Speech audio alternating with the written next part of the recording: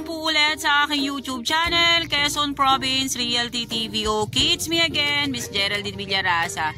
Andito naman po ako ngayon sa bayan po ng San Francisco, Quezon. Ito naman po yung magkadikit lang na bayan. Kumbaga po magkasunudan lang po yung San Andres at San Francisco. Ngayon, andito naman po ako sa San Francisco, Quezon. Meron po akong ilolocate dito na beachfront po ulit siya. Siya po ay 1,000 square meter. Then mula po doon sa National Highway hanggang dito po sa aking kinatatayo ang punto, nasa 150 meters po ang layo niya sa National.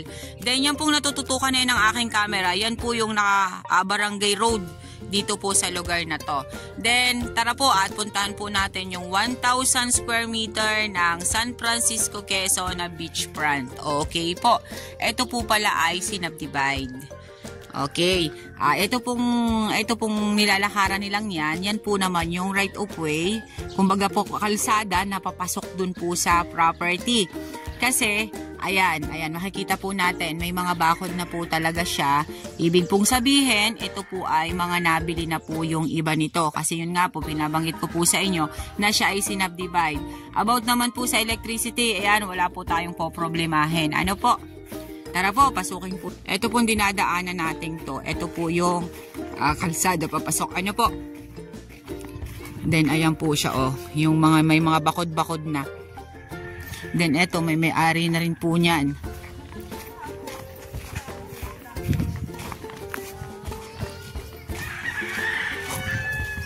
Nilalakad po natin yung kalsada. Okay po, ito naman po natututukan na yan ng aking camera. Kaya nga po, diba, sabi ko po sa inyo kanina, ito po ay sinubdivide po ng may-ari. Yan po natututukan na yan ng aking camera. Yan po yung kalsada ng lahat ng nakabili dito. Ano po, ayan po ang muhon niya. Yan. Then, ito naman po yung papasok niya galing po doon sa Barangay Road. Then, ito na po yung property. Ano po, ang start po nito, kung ito po ang muhon, side na yan ang muhon. Yan po yung kalsada, then liliban lang po tayo ng konti. Ito naman na po yung ating, start po ng property. Ilan dito? 20 meters? 20 meters po ang lapad niya dito sa kalsada. Then yung papunta doon sa dagat, 20 meters din. 20 meters din po yung papunta sa dagat. Ano po? Okay po, tara po at pupuntahan po natin yung dagat ng San Francisco, Quezon. Ayan po ang 1,000 square meter ng San Francisco. Ayan, makikita po natin, may mga nyug po dito na mga bagong tanim. Ano po? Yan. Yan, kasama pa rin po yan sa 1,000. Kasi nga po, sabi nga po sa akin ng aking kasama, 20 meters ang lapad niya po dyan sa kalsadang yan dyan. Then, yung pong 1,000 ay nandito po mismo sa bungad ng dagat.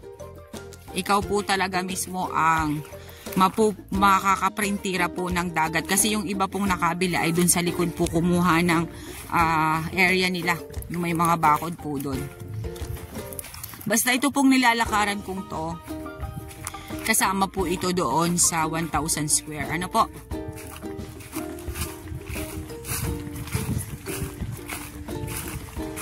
Yan, ang ganda pa rin po ng dagat niya.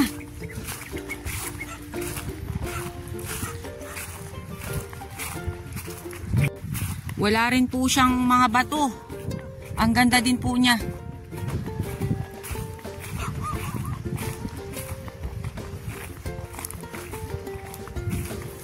Wow.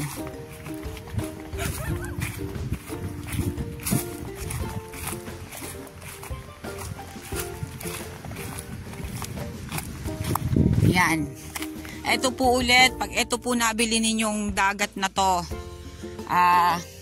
lilinisin pa rin po namin yan. Yang harap na yan. Yan. Yan po mga baso-basurang yan, lilinisin po namin yan para sa inyo. Bago po namin ito turn over sa inyo yung property, malinis po yan. Ano po?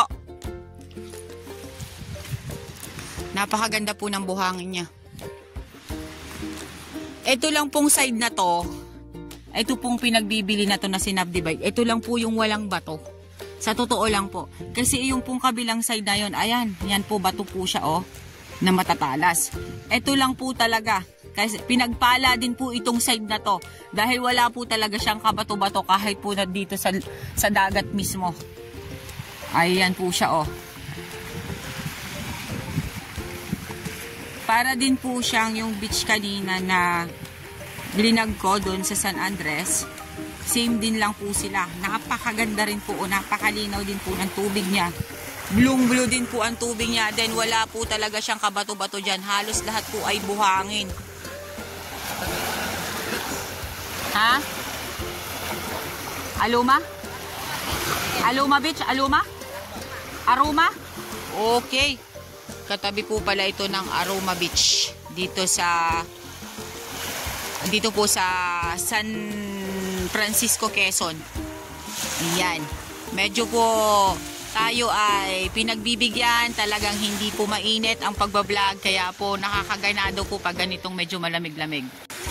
Okay. Ayan po. Napakaganda po ng area na to. Wala po kayong masasabi talaga. Dahil yan, napakalinis po ng side na yan. Wala po kayong makikita mga puno-puno. Yan. Pag nabili nyo po yung 1,000 square meter na yan, ayan, may mga nyug naman po na mga bagong tanim. Yan pong side na yan ay flat na flat po yan. Then sabi ko nga po sa inyo, pag mabibili nyo po ang property, palilinisan po namin yan. Lilinisan namin yung mga damo-damong yan. Kumbaga po ay malinis po namin i-turn over sa inyo yung property. Ano po, ayan, wala rin po kayong masasabi about sa buhangin kasi ang ganda po ng buhangin niya. Then wala din po siyang mga bato-bato. Ano po? Yan.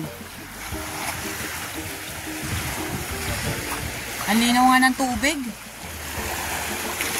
Same din lang po ng sinasabi ko sa inyo kanina doon sa una kong na-vlog na beach. Pwede din po kayong maglagay dito ng backlight sa side na yan. Kung baga po ay pang konsumo lang, kung gusto lang po ninyo na kakainin nyo lang na ano or ipang business ninyo, ayan, napakalawak po ng dagat para po maglagay ng baklad. Ano po? Yan, pangingisda pa rin po ang pangunahing hanap buhay ng mga tao dito sa San Francisco, Quezon. Sus, napakaganda po nung area. Halos po ay nabili na talaga dito sa loob. Kumbaga po, etong property na to ay nabili po rin niya dun sa pinakang may-ari talaga, dun sa nag-subdivide. Ngayon po ay kababayan po namin siya sa Bicol ang nakabili po nito. Nag-decide po siya na uuwi na sa amin, sa bayan namin, sa Bicol, at doon na po siya talaga maglalagi. Kaya po itong nabili niya dito na beachfront ay ibinibenta na rin po niya. Kasi gusto na po niya talaga doon sa lugar namin. Ayan, kaya po siya na lang po yung, kumbaga po, yung kanya na lang na area ang ipinagbibili talaga dito. Lahat po yan ay binabili na. Lahat po ay may-ari na. Yan nga po, may mga bakod na, may mga muho na po yung mga nabili nilang area. Then, yun nga po, kinikwento ko nga po sa inyo, nabili din lang po siya ng aming kababayan. Ang pipirma po ulit sa deed of sale ay yung dati po niyang binilihan ng property. Yung pong nagmamay-ari talaga ng buong sinubdivide na to. Yun po ulit ang pipirma. Kaya po wala tayong po problemahin doon. Ano po? Ayan.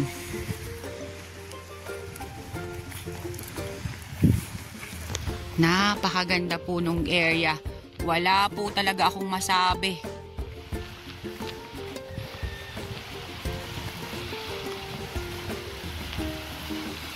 Dito pa lang po sa dagat, napakalinis na niya.